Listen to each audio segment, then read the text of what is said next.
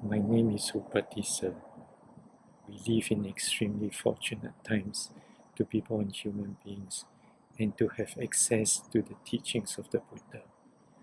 Today, 26 centuries after the demise of Lord Buddha and his chief disciples, a small number of bhikkhus still aspire to practice the Eightfold Noble Path, having relinquished the material world. Bhante Candana is one of them, but his noble endeavors are unsustainable without our support. So, if you feel inspired by Bhante's teachings, please consider a timely donation from the right places goes a long way to prolong the Buddha's dispensation. May the blessings of the Triple Gems be with you. Sukhi Hotu.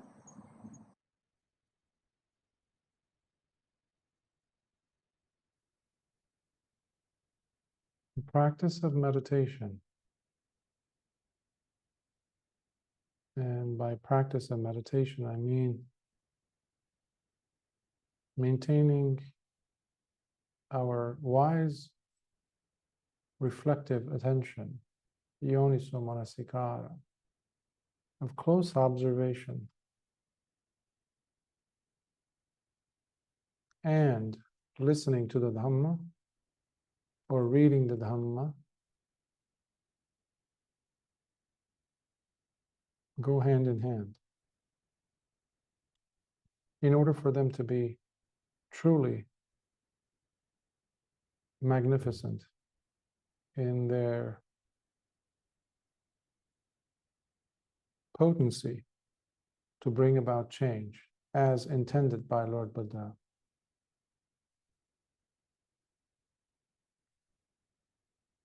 This path is one that we have to walk upon. We have to train in. It's a training. It's a practice. It's a doing based. In this case, doing involves closely staying with. One of the definitions for sati is remembering, recollecting, recalling. How do you do that? You recall, you remember from where you are now. That's your beginning point. That's your starting point. So first, sati looks down and sees if it is on target, if it is present. That's the first step. Otherwise, you are lost in, absent-mindedness. You're lost in thoughts, in memories. That's not sati. Sati has a reference point, which is always the present. You cannot be mindful in the future or in the past. You can only be mindful from where you are now, at that moment, where you are. Okay, and then you look at what's happening. The closest things, obviously, are the ones that involve the body. For that, we have the satipatthana, the four bases or four foundations or establishments of mindfulness practice. The first of which is the body, the satipatthana, the body first, kaya, the body. Now, as I mentioned in the past session, we can always fall back on the body. It will always be there so long as we're alive and we're alert, even if that involves the alertness is instigated by a pinch, a painful experience. Nevertheless, that could be so conducive to bring us to the present, to the sati experience, to yoniso manasikara. Unfortunately, we are not practicing yoniso manasikara. We are practicing unwise attention, unwise reflective attention. Why unwise? Because we're drifters. We drift around in past memories, the repetition of unpleasant past experiences, dwelling on those past experiences, the agony that we've perhaps endured or are enduring still, and even worse, the worry that those might happen again. That's why one of the toughest upakilesas, those contortions or those corruptions of the mind that Lord Buddha mentions, one of them, or comes in a double or in a twin set, is panic and fear. Panic and fear. Those two are there, blocking our way, obstructing our way from attaining arahantship, or even before, still in our progress, in our practice, on the path. So, but sati has a wonderful way of bleaching you out from such delusional thinking. I use the word bleach as a cleanser, as a cleaning agent.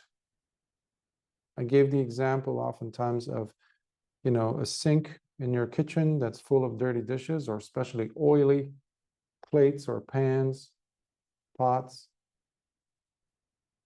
And if you fill it up with water, you see all the greasy liquid, the greasy water.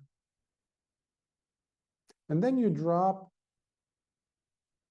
a detergent or a bleach into that. Suddenly, observe what happens to that oiliness in the water.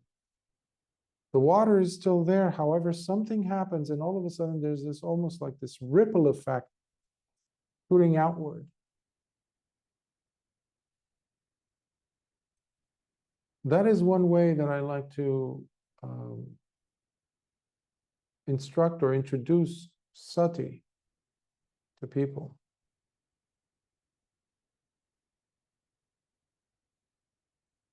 It's a wonderful quality because it removes you, even though you're in it, it removes you from the havoc, the painful circumstances that you're in at that moment. Why? Because it allows you to remember what really matters without getting into intellectual analysis.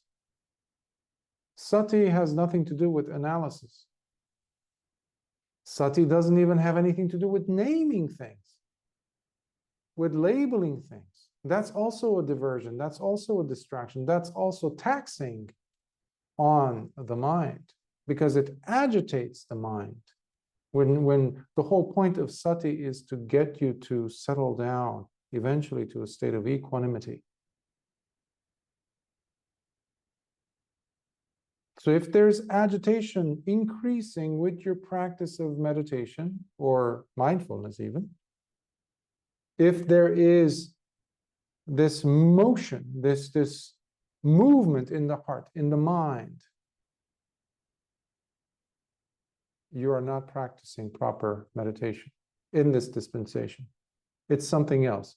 Because what it is, in essence, doing then, that wrong sati, that wrong meditation, what it's doing is it is hindering your success. It is blocking you. And that's why you will have pressure in your head, in your heart. You're going to blow up when the circumstances lead you to that. It's like a balloon that's inflated, like a birthday balloon that you take to a garden full of cacti, with tiny, tiny little needle-like thorns. That balloon doesn't hold a chance, and that's why you have so many meditators that keep blowing up, even on retreat. Maybe you're one of them. The only way you know is how settled are you? How relaxed are you in your heart, in your mind? Your body could be relaxed, but you're very alert. You're very aware. So this sutta is a key. It's a wonderful sutta because it gives us the litmus test, if you will, the grading sheet, if you will. Use a term from educational systems as teachers. You know, you have a grading sheet. How do you grade? What's the rubric? What do you compare it to? How do we know if a person is awakened, basically? And this obviously is also courtesy of Venerable Ānanda, because not only was he the one who recited this, as we know, as we've covered that about the first council some time ago, we talked about that, but also this is a sutta, the discourse that Venerable Ānanda gave once Lord Buddha had died already. And I would say also after the first council was over, because even though we like to think in black and white sometimes to oversimplify things, such as whatever suttas we have, they're absolutely 100% the outcome of the first council. That is not entirely true, because majority of them are. However, there are many suttas that we find to have occurred after the first council. Many of them actually are spoken by Venerable Ānanda himself in his encounters with practitioners, laity as well as monastics. This happens to be one, Yuganaddha Sutta. And it comes from the Anguttara Nikaya, the Numerical Discourses. And the meaning is, the way I translate it is, with both combined, or both combined. Usually, the titles of suttas, not just this one or in the Numerical Discourses, but throughout the Nikayas, usually the compilers of the suttas would use a reference, a term, a set of words, or a word or a phrase from the first utterances, the first portions of the recitation of that discourse. And they use that as a reference. They use that as the title. You might never see it. I've translated suttas, gone through and studied suttas where you might find the title mentioned only in the beginning once, and you never see it again. But it's a long sutta. It's one of those, Maha Suttas, the greater discourses. So in this case, when we see, let's say, or read or hear both combined, it is in reference to the first, from the first section of the sutta, where Venerable Ānanda is talking about the two types of, two branches of this meditative practice. And oftentimes they're not discussed for some reason, but I have used this in my instructions and especially in private interviews with students dealing with difficult situations that they were trying to understand what's happening, how to approach. They might be meditators for, for many, many years. And they read this sutta or they hear it, they hear references made to it, and all of a sudden they go, oh, Bhante, that's like, wow, I didn't know. That makes so much sense. Now I know. And this is another reason why I wanted to translate this sutta. And it's a wonderful sutta. I originally translated it about 3 or 4 years ago, but then I had to revisit it and just went over it again and redid it recently. to present it here. So this one is the Anguttara Nikaya, so AN 4.170. So it's from the Book of the Fours.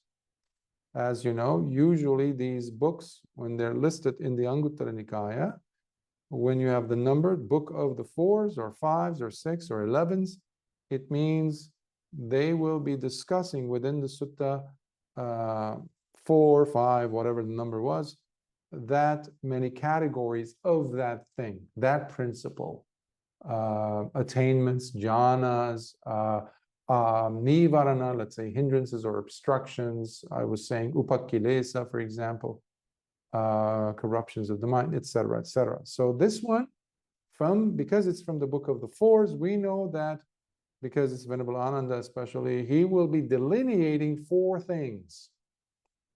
So already you have a clue. So I'm sharing these guidelines with you so you also will have an easier time when you are going through the suttas yourselves. So with that background, and I will touch on the more of the background as needed as I'm going through it. This is not a very long sutta like last week's, but it is a brilliant, wonderful sutta, because again, it helps to make the meditator know exactly why they're practicing and towards what, and how to identify where you might be going wrong on your own, to identify it. So Yuganaddha Sutta, both combined. Anguttara Nikaya 4.170. At one time, the Venerable Ānanda was residing in Kosambi at Ghosita's monastery, as he addressed the bhikkhus. Friends, bhikkhus. Yes, friend, the bhikkhus replied. Venerable Ānanda continued. Whichever bhikkhu or bhikkhuni declares the attainment of arahantship in my presence, they would be doing so by having realized perfect awakening through one of 4 ways of practice, and not any other, whereby one is able to certainly reach the goal of the holy life. Few things here. So Venerable Ānanda is declaring here that if any one of you is going to come to me to declare your arahantship. Now, previously, this is happening, that's another thing. In my presence, he says. We also know from that reference that, or inference, that Lord Buddha had already died. Because he was so close to Lord Buddha.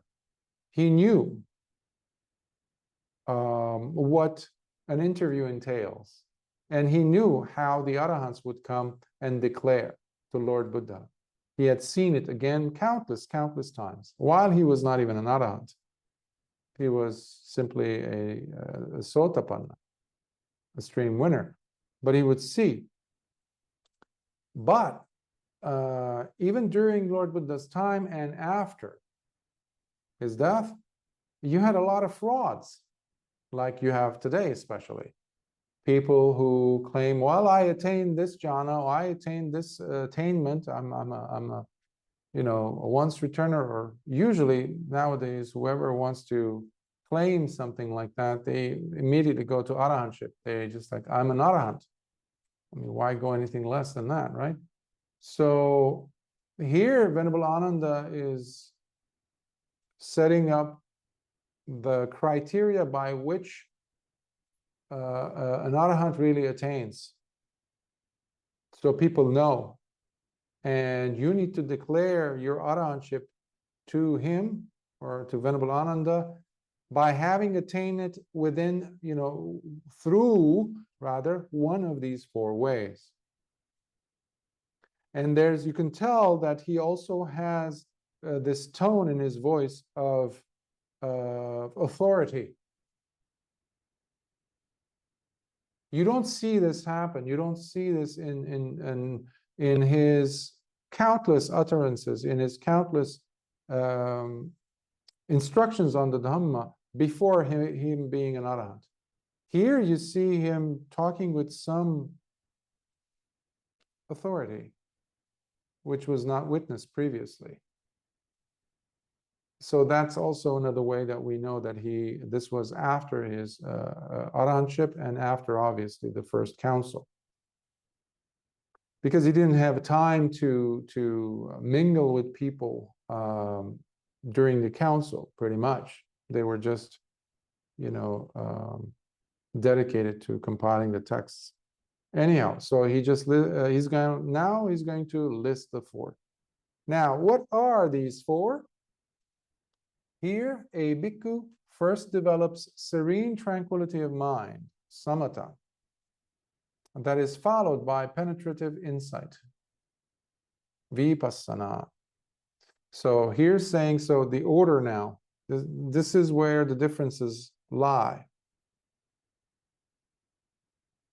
So a bhikkhu first works on developing tranquility of mind. In other words, samatha practice, which usually it refers to attainment of jhanas, where the mind is able to come to a restful state, tranquility, equanimity first.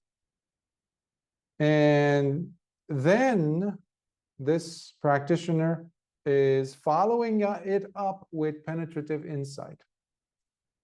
Let's see what he says further on this.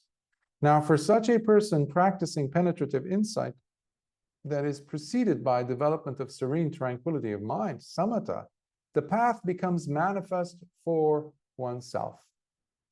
Suddenly, the person attains path, magga, which means the Noble Eightfold Path, is now so clear, undeniable, which usually means that the person has become a stream enterer.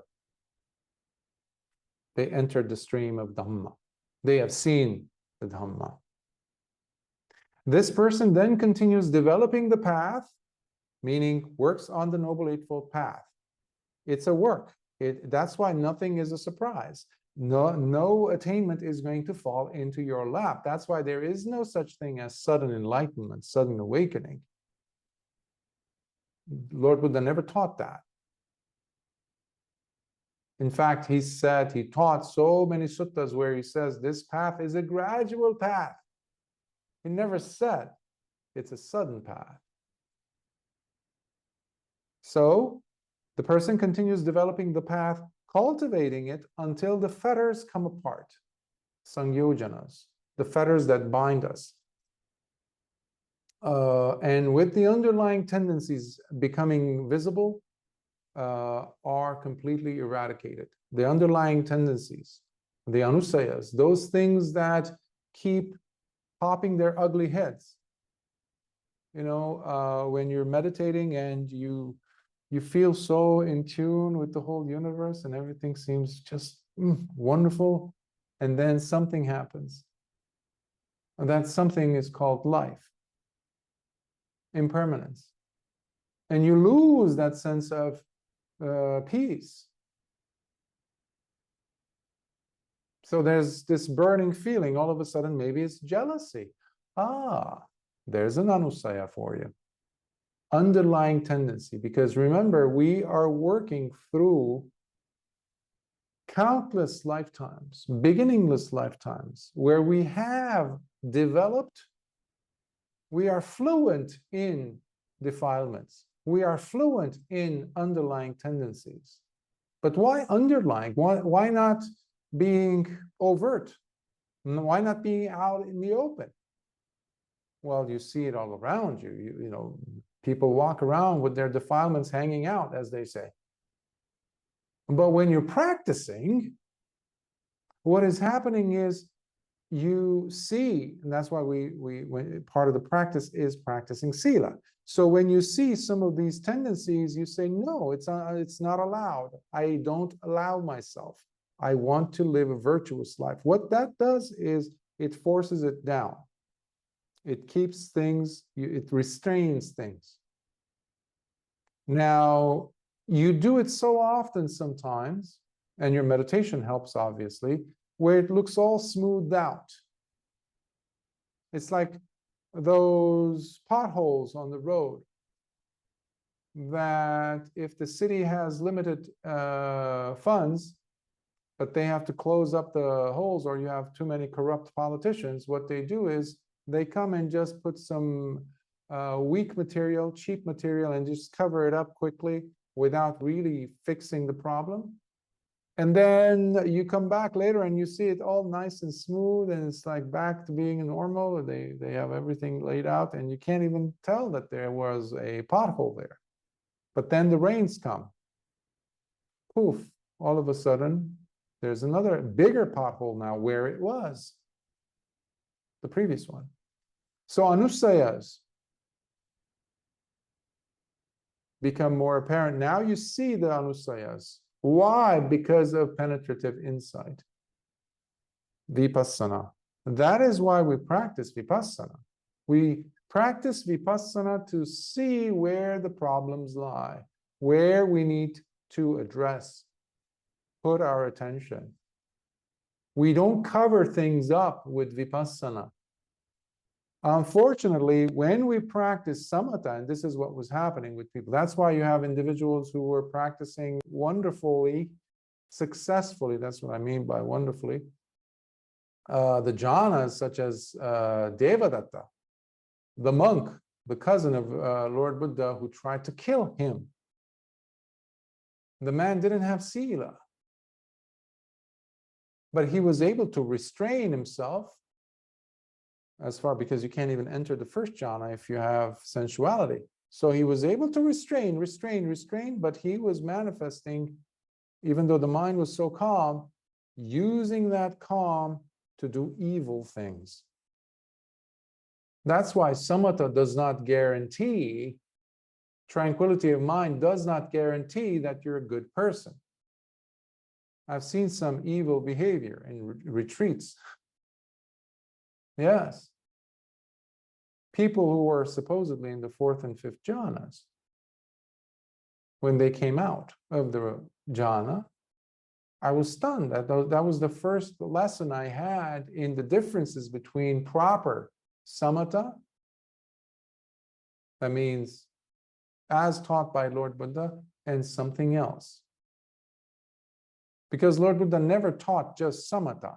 The reason why the methods by which Lord Buddha became Lord Buddha was because he was dissatisfied with the way samatha was being taught, and he himself had practiced as a bodhisattva.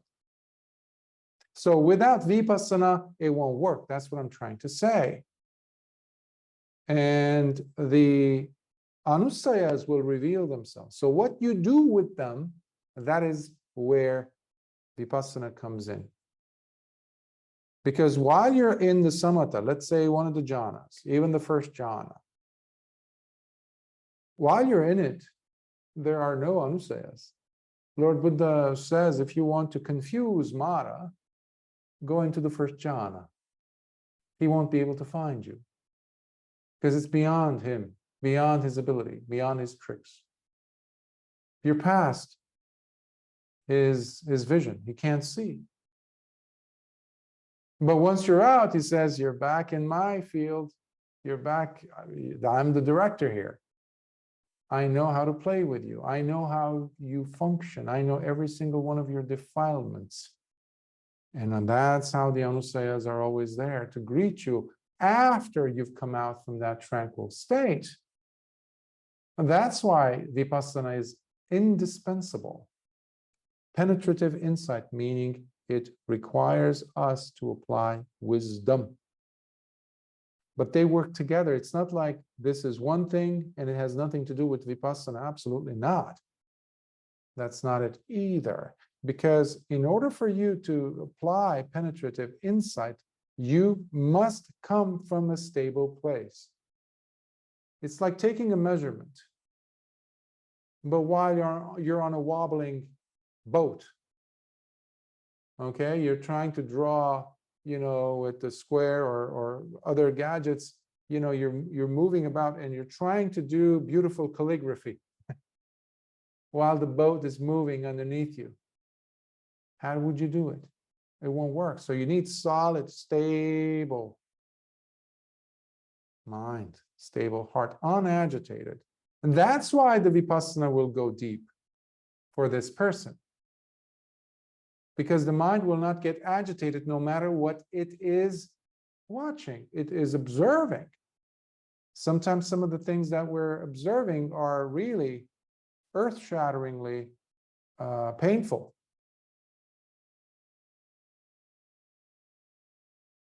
What is the person doing Vipassana going to undergo?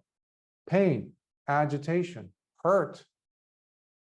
At least they will be unsettled.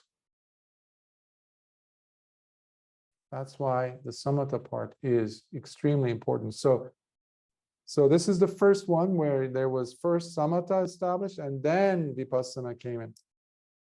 So this is the first method, Venerable Ānanda says.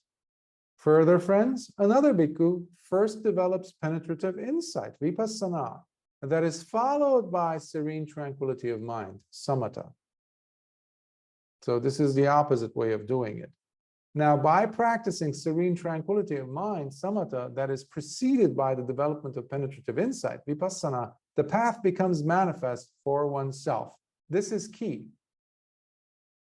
Because what Venerable Ānanda is saying, if you're doing these, either of these two, so far, these two, then you really don't need to come to me. Because you will know, he's saying. Some time ago, I think a couple of years ago or last year, I don't remember, some students had asked, inquired about someone who had claimed, a layperson who was claiming, still I think is, I don't know, maybe, but there are more now individuals, lay people who claim to be arahants. And I wanted to address the issue eventually, you know, because just to nip it in the bud, as they say. And I mentioned how it is crucial to remember that because Lord Buddha was there, alive, those who became arahants, they didn't necessarily go to Lord Buddha to get the validation from him, to get a certificate from him, to get some type of a, you know, a nod even. No, because the person already knows for oneself, and that's why it's called one of the, actually the third of the three knowledges, meaning the Arahant has also the knowledge of the ending of the asavas. Asavas are those contaminants of the heart. That's how I translate. Other places they call them influxes. Kamasava, bhavasava, avijjasava. Those things cannot be inside of your heart and claim yourself as an arahant.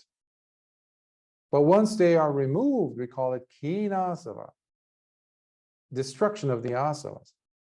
That person knows for oneself. So I was mentioning in that Q&A section how there's no need.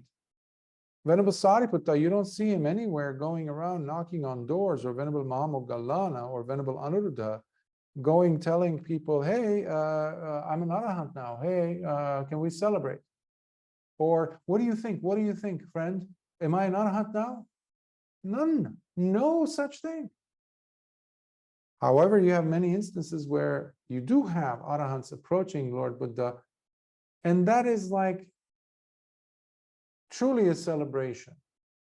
Almost like to go ahead and announce. They come to announce, they don't come to get an approval. Hugely different present there. The person knows. So Venerable Ānanda is kind of also encouraging the bhikkhus and bhikkhunis to, is giving them an instruction on how to do it. There's, he says, four methods, and two of them we just went over. Because you will know it for yourself, because the anusayas will show up and they will be completely eradicated. because you will know it if you're doing these methods correctly. Now we go to number 3. Further, friends, yet another bhikkhu trains by developing both serene tranquility of mind, samatha, and penetrative insight, Vipassanā, combined together. So you see here the term of the title of the sutta, combined together. Now, by practicing thus the serene tranquility of mind, samatha, and penetrative insight, Vipassanā, both combined, the path becomes manifest for oneself. This person then continues developing the path, cultivating it until the fetters come apart. And with the underlying tendencies becoming visible, they are completely eradicated. Many students came to the Dhamma. This is from my own experience, my exposure to students during the last 15, 20 years or so. Prior to that, actually, and for a long time, for centuries, it was a matter of, and the twain shall never meet situation between samatha and vipassana. What you had developed in over time in the Theravada tradition, at least in Southeast Asia, namely Thailand, Sri Lanka, Burma, the 3 main countries, obviously Cambodia, Vietnam, and parts of China, other places, even India, you did have also Theravada growing, but you did have this very distinct line that went between these two when it was not necessary. So the reason why it had developed is because of a book, a commentarial work that was written by Venerable Buddhaghosa, who was a Hindu to begin with, but who had converted and become a Buddhist. And he had become a bhikkhu.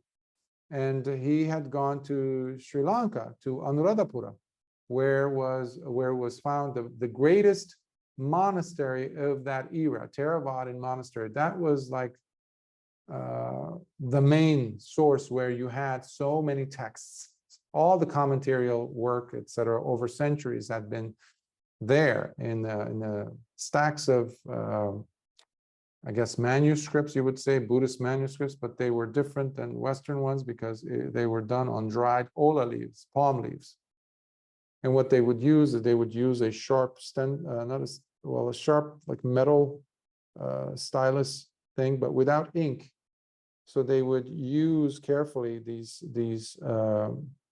Sinhalese script, which is very unique. It has very circular. And that's why it became circular also, because otherwise if it was too sharp lines, like angular, then the ola leaf would tear up.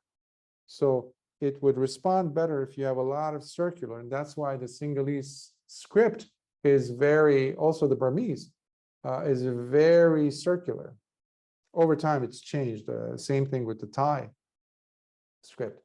And then what they would do is they would just wipe a piece of charcoal or something like that over it, and all of a sudden the ola leaf would come alive.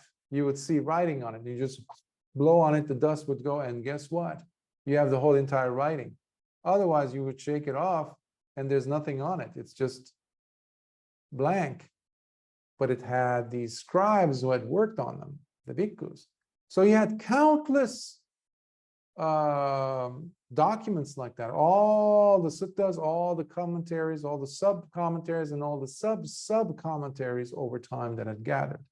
So he went there, and eventually, long story short, it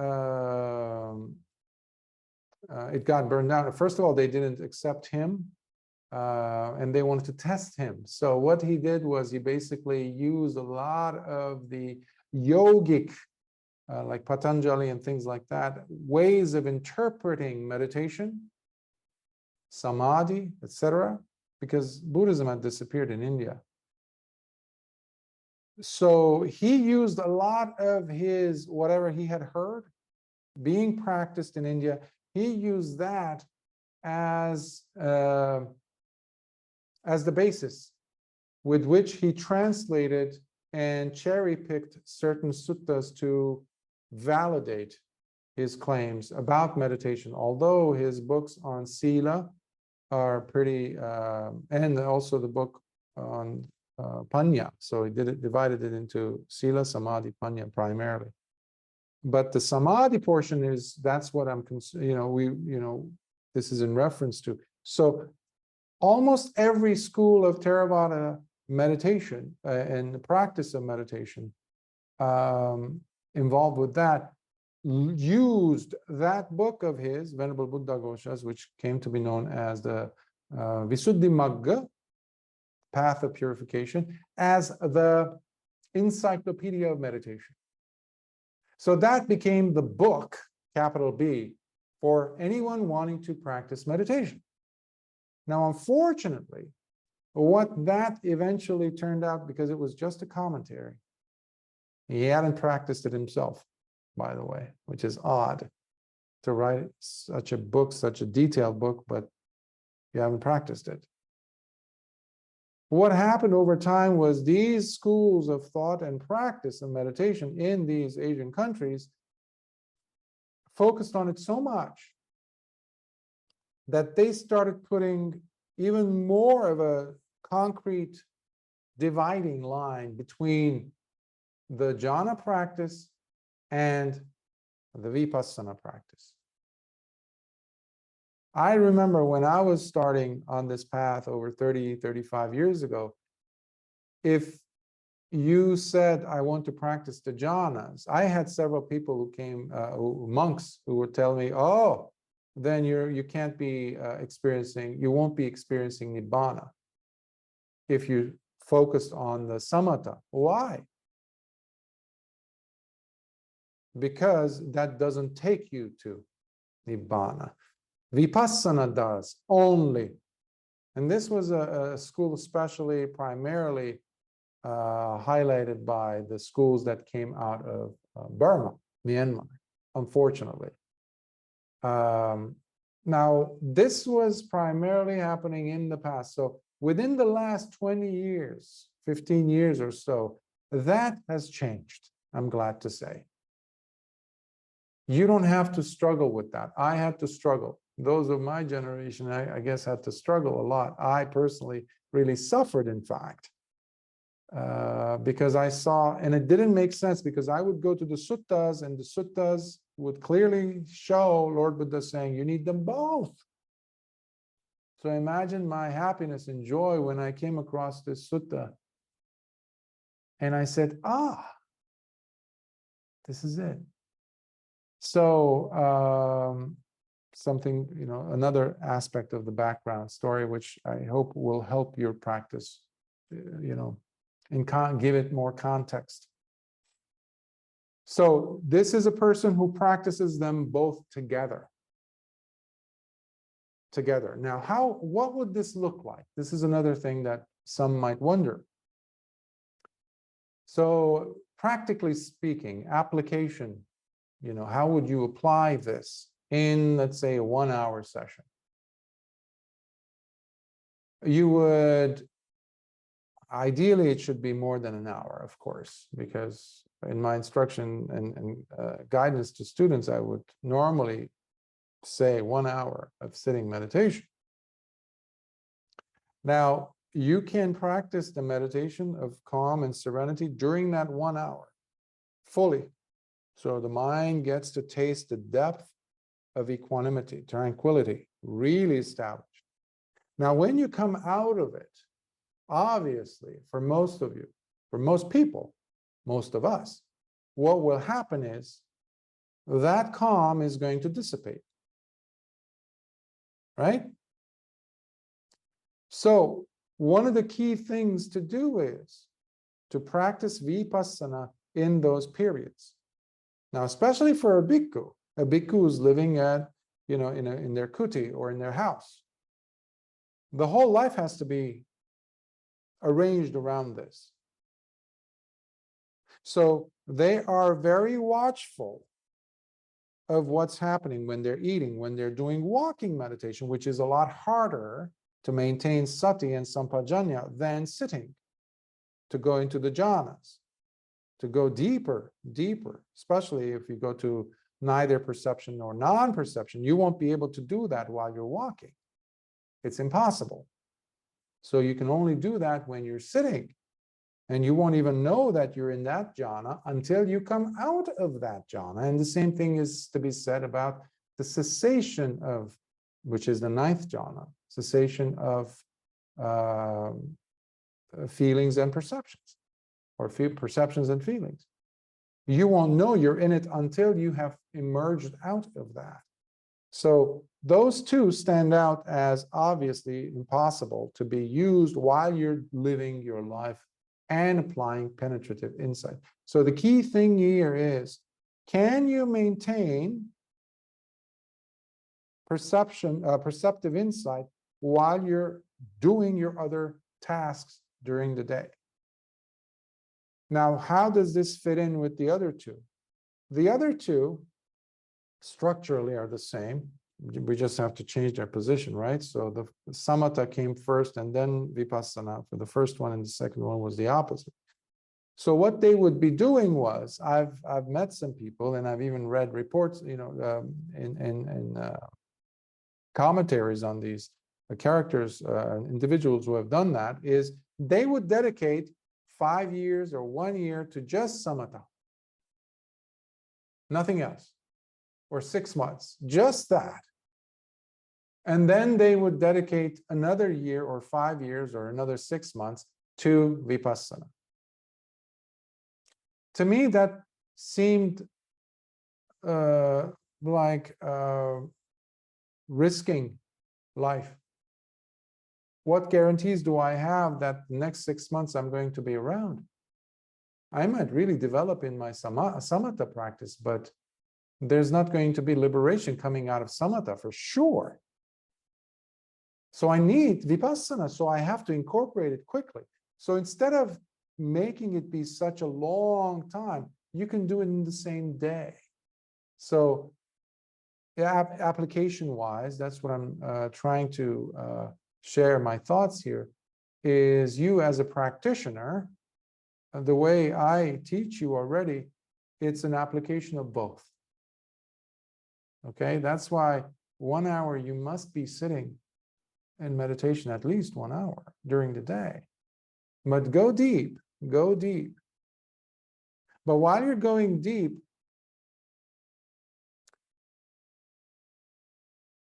at least in the initial stages, it will be impossible for you to also apply vipassana. So you have to come out of it. You have to observe. All right? So depending on how your sati has deepened, how deep is, how strong, how stable your upekkha is. Because in the case of Venerable Sariputta, he was able to observe while he was in the jhanas what was happening, what factors were still there, anusayas were still there. He could see them.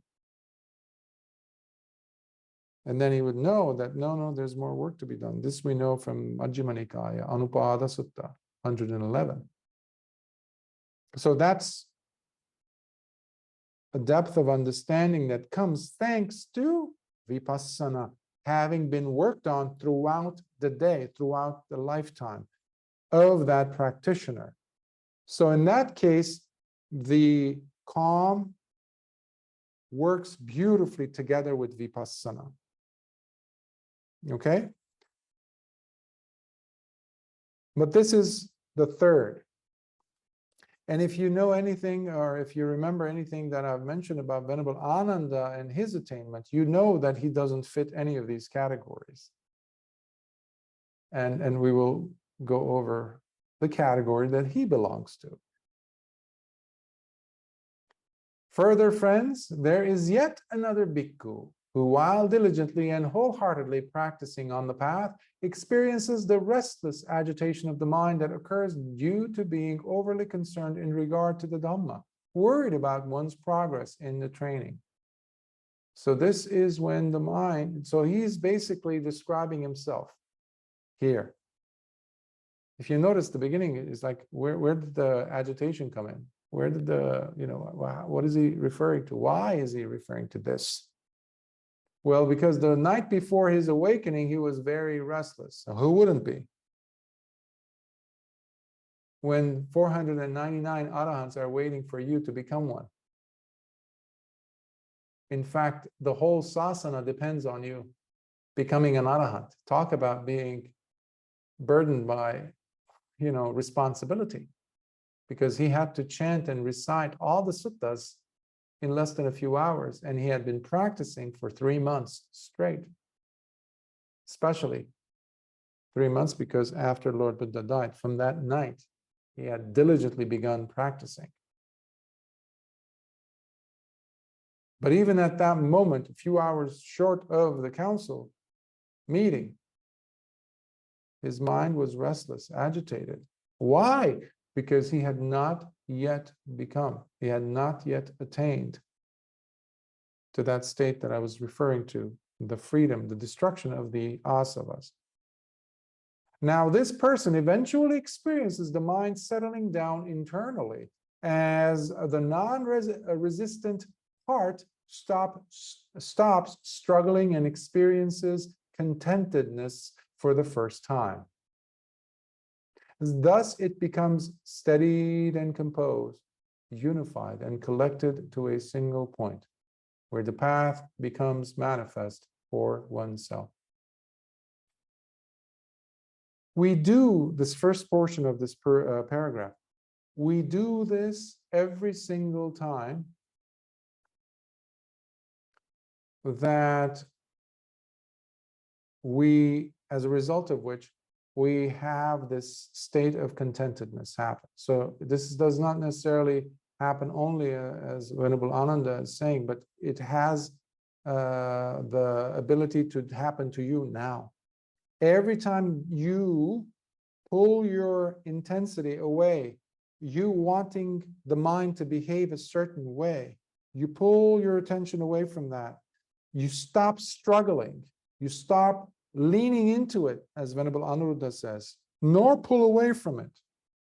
In the case of the quail that he talks about, if you squeeze the quail too much, what happens in your hands when you have a quail, a living bird in your hand? If you squeeze it too much, it dies, it suffocates. But if you loosen your fingers so much that it's sitting there in your open palms, what happens then? It flies away. You see the two extremes. So when you have a distraction, when you have a restless mind, even in the name of attaining Dhamma, attaining liberation, attaining freedom, release, understanding, even in that, for that cause, the mind, if it's like this, that means there's too much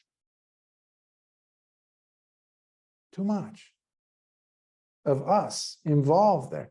Pull out, pull, and allow things to be as you're observing.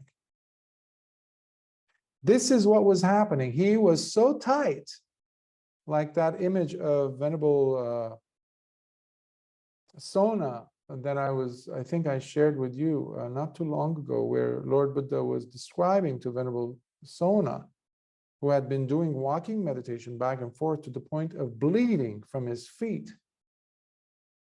And he said, Sona, when you used to play your musical instrument as a layperson, if you tightened the string too much, what would happen? It would snap, Lord. It won't play.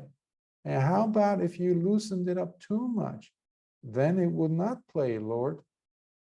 It won't even have a tune to be playable. And he says, exactly. Just bring it to the middle. You're not leaving your cushion. You're not leaving your meditation. You're still on your object. You're still observing closely, but you are not leaning it. You're not squeezing the life out of that bird in your hand, nor are you letting it fly away. At that moment, Venerable Ānanda was sitting. He pulled away. He sat there on his chair, on his bed. You can almost hear him sigh in your mind. As he closes his eyes and he's leaning over to his right side to fall on his pillow, before his head, his bald head touched the pillow, he became an Arahant. But that moment he had relinquished the intensity, not the mindfulness. His mind was very sharp, but he let his fear, his attachment to, I have to attain, I have to, that attachment. Sabbe Dhamma Nalang Abhinivesaya. Lord Buddha said to Venerable Ānanda, almost 45 years earlier, when Venerable Moggallana was still struggling. What that means is, Moggallana, nothing is fit for you to hold on to. That includes your desire for awakening. That includes the Dhamma, as was the case with Venerable Sariputta. That attachment to the desire is necessary to let go. Necessary. And you will never attain unless that desire at that moment, not before, because the desire has to get you far enough where you can stand up and your feet are already touching the sand on the other shore. You've made it. But if it's too far, you're going to drown. And then he continues. This person then continues developing the path, cultivating it until the fetters come apart. And with the underlying tendencies becoming visible, they are all completely eradicated. Therefore, friends, whichever bhikkhu or bhikkhuni declares the attainment of arahantship in my presence, they would be doing so by having realized perfect awakening through one of 4 ways of practice and not any other, whereby one is able to certainly reach the goal of the holy life. Sadhu, sadhu, sadhu. It is key to remember, not any other. In this time period where there's this whole integration of different methods of meditation, that image that many people use, there's many paths to the top of the mountain kind of jazz. It doesn't. They don't. Lord Buddha taught a path that gets the job done. Now remember, there were countless paths before Lord Buddha presented the Dhamma to the world. None of them were attaining arahantship. And guess what? After Lord Buddha taught for 45 years, till now, there are countless other paths as well, claiming that they take one to moksha, as they say in India, or some liberation. In Sufism, it's called fana, meaning like finished, where the person, the self, dissolves into God or what. And many people, including Buddhists, unfortunately, including Theravada Buddhists, monks, in some cases, have become so apologetic that they say, "Oh, it's the same thing. Yeah. They all lead to the same goal." That is completely going against the Dhamma. But this is not,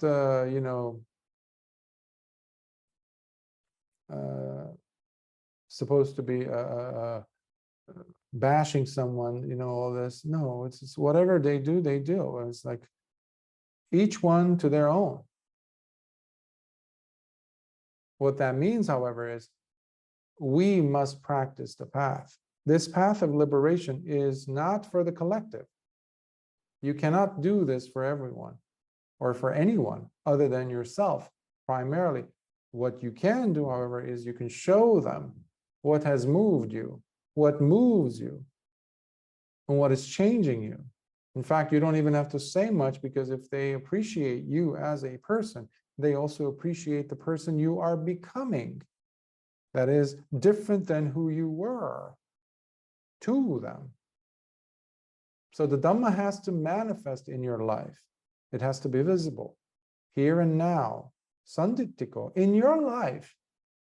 You don't have to walk around and convince others of, yes, I am right, you are wrong, or yes, you and I are right, or yes, those over there are wrong, we are right. None of that. This is a path for you and you alone. That's why there's no one else who could walk it for you, taste it for you, attain it for you. Lord Buddha could not give any attainments. He couldn't give any attainments to anyone, including Venerable Ānanda. So there's no awakening through osmosis by sticking around next to someone, right? Yeah, like it says, I think it was in the Dhammapada. The spoon might spend its whole lifetime in a hot soup, but it will never taste the soup. You have to do it. So this is our own journey. And I hope this is one of those suttas that will help you in your path of practice. So I'll stop here and see if there are any questions.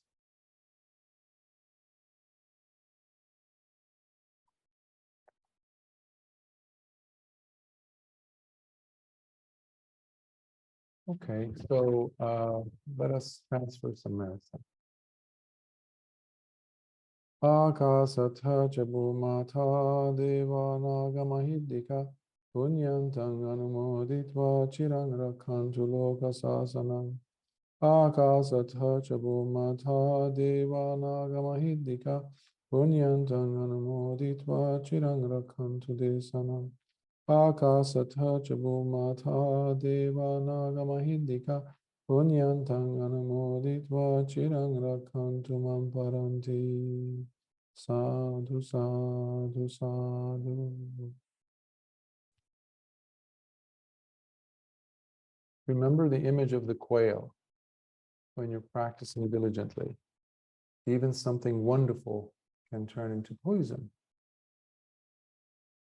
The Dhamma, there's nothing more beautiful than the Dhamma. But even that needs to be applied wisely. So the key thing to remember is wisdom. When you're practicing your sila, virtue, the precepts, always apply wisdom, because precepts themselves aren't going to do much. There were people who were practicing sila before Lord Buddha. Sooner or later, they were landing in hell. Still now.